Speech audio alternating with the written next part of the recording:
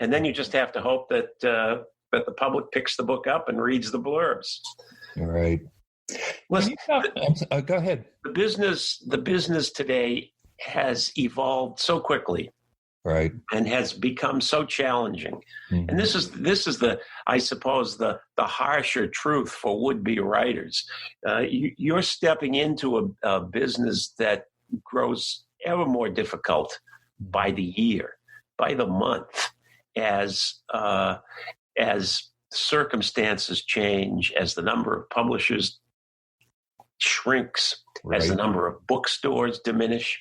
So that while there are greater and greater options for you to self-publish, to publish through online platforms, I think it's getting harder and harder to make a living from it. So you need to go in with your eyes open on that score. Well, tell me what you think, because I'm addressing you, somebody who has been enormously successful with traditional publishing, but clearly the world has changed. Do you see a world where the big five are less important or go away, and it's more about small presses and self-publishing? You know, I don't think you'll ever say goodbye to the big five, but they basically exist to serve what used to be the top of a pyramid. Mm-hmm. Back in 1980 or 1990, when you came along, there was a true pyramid in the business. Right. And you started way up at the top where the Tom Clancy's and Stephen King's dwelled, and you went down to a very large, solid base of writers who were contributing, and somewhere up about halfway up the pyramid, you could be a mid-list author and make a decent living and pay a mortgage, et cetera, et cetera. Today, I think if you were to draw a graph of what it all looks like, it would look more like the Space Needle than a pyramid, with a large base holding up a narrow shaft that goes to the very top where the observation deck is. And way up there on the very top is where the people make the money, and they are the ones who are generally going to be well served by the big five and their subsidiaries. And then way down near the bottom is that other realm where people can rise, people can make money in that area, I think, with the small presses and the self-publishing. But it gets harder and harder all the time, because you have to become your own publicist, marketer, and perhaps even your own sales force. And that's really difficult if you're hoping to do what we do, which is to sit alone in rooms and make stuff up.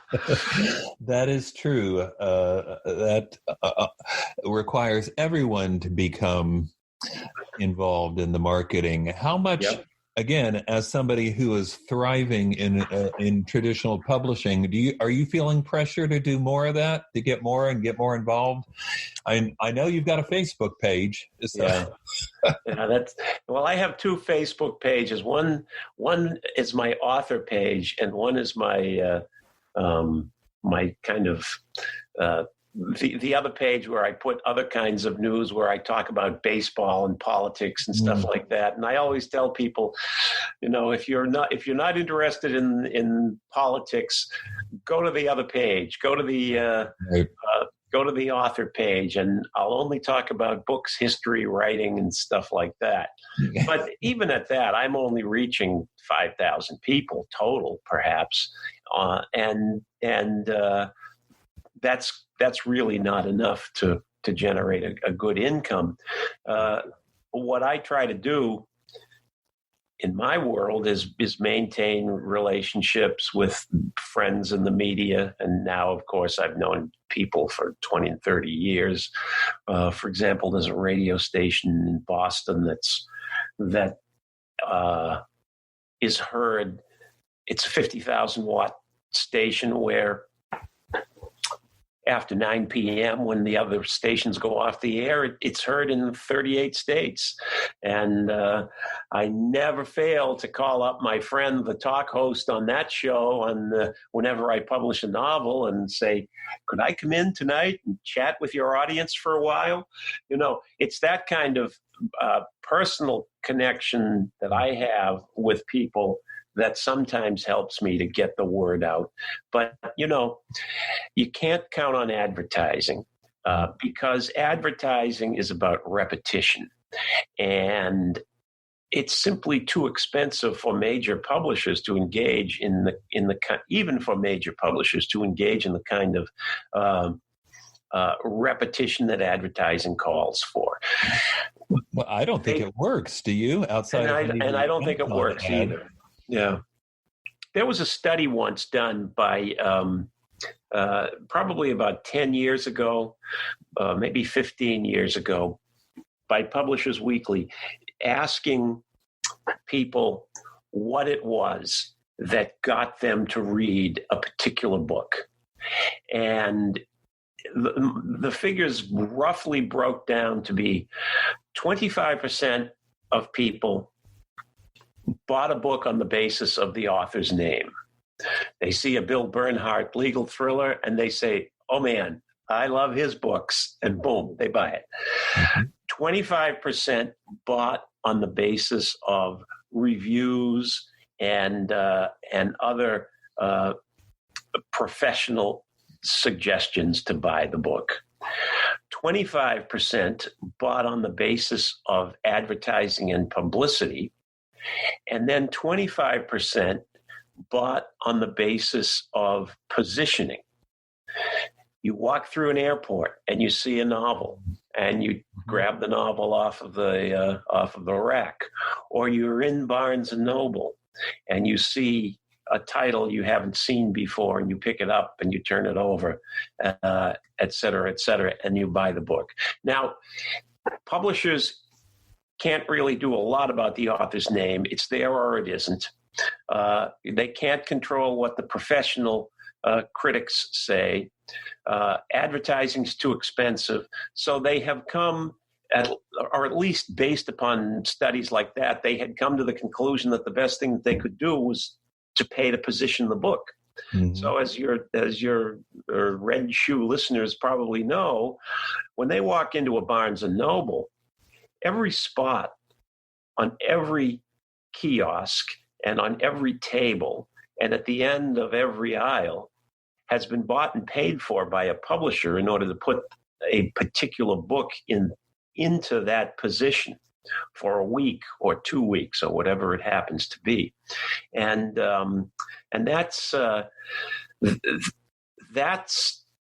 what big publishers can do for you, mm-hmm. is to spend that money to get those books into places where people will see them and maybe pick them up and maybe read them. Mm-hmm. And then they start with the word of mouth, mm-hmm. which is part of one of those other 25 questions. Yeah. So it looks to me like I'm not sure I answered your question. It's just, but it's a lot of interesting statistics. It looks to me like the big publishers now they're still positioning, but since sales are increasingly, particularly in fiction, predominantly online, the positioning is now taking out Amazon ads, sponsored products. If you liked that, you'll like this. And digitally getting the books in front of people.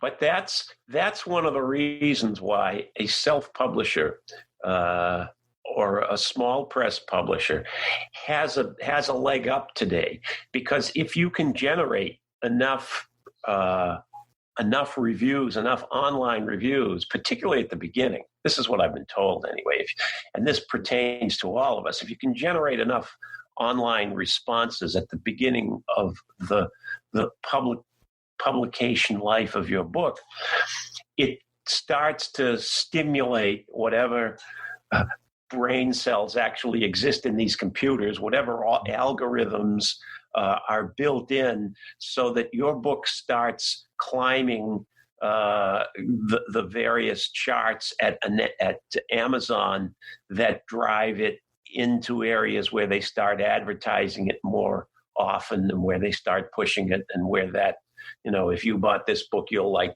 that book type of advertising begins to work. So, you want as many early reviews as you can get on any one of your books. Right.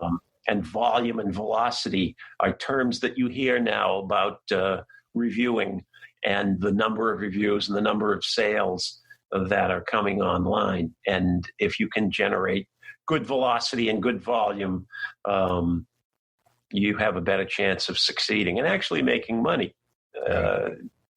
through Kindle or one of the other publishing platforms. Mm-hmm. Bill, can you talk a little bit about, you had an interesting course to publication. As you've already said, you went to Harvard. I think you were an English major, right? Yep. And then you went to USC Film School. Yep. I know you have at least one screenwriting credit. I don't know if you want to talk about it, but I think it's cool. Oh, sure. Well, it's a cult classic horror movie, Humanoids from the Deep. I wrote that in for Roger Corman, King of the Bee Pictures. And there was a moment in 1980 when I had a movie that was actually, it turns out, I read recently, it was the second most financially successful movie of the summer of 1980 after The Empire Strikes Back. That's good company. Yeah, and I only got $12,500, Writers Guild minimum for a low-budget feature at the time. I didn't get any participation in that one. No back-end points. I had that. And I also had Back Bay, which was on the New York Times-bestseller list at the time. So it was a pretty good, 1980 was a pretty good summer, I'd say. No kidding. But I had begun with the intention of becoming a screenwriter, writing my way into the movie business, and then becoming a famous movie director. You might as well have your big dreams at the beginning and go after them. And so I wrote a couple of screenplays that nobody wanted to produce. The second of those screenplays, one which was about the gold rush, won me the Hal Wallace Screenwriting Fellowship, which meant that I got my name on the cover of Variety, and I got to meet Hal Wallace, the man who had produced Casablanca and all of those Warner Brothers movies of the 40s, and then the John Wayne movies of later. And so, and I, out of that, got an agent. The agent tried to get me work in television, but there was a television strike. So she said, why don't you write a novel? Because they had an office in New York and they represented novelists. And I, being well supplied with something that I think every writer needs, every writer, every creative artist of any kind needs this. I call it the arrogance of naivete. Everybody tells you can't make it, that the odds are against you. I mean, I've said it earlier in this conversation, that the odds are against you. It's very hard. And you just say, as Han Solo says in Star Wars, don't tell me the odds. Or is it Han Solo or is it Luke Skywalker who says it? I can't remember. I assume you're correct. I don't really know. But that I wrote Back Bay, and when I had finished Back Bay, a friend of mine who worked for Roger Corman called me up and said that she had she was his story editor, and she said, I have an assignment for you. And it was Humanoids from the Deep. So I said, sure, because when Roger Corman hired a writer, he wasn't just throwing money at a project. Roger Corman was going to make the movie. And so I wrote that one, and then Back Bay came out and became a bestseller, and I didn't have to deal with Hollywood anymore. However, that screenplay that won the Hal Wallace Fellowship, that became my latest novel. That became Bound for Gold. I took those characters and that plot when one afternoon, my editor said to me, there's a great novel in the Gold Rush.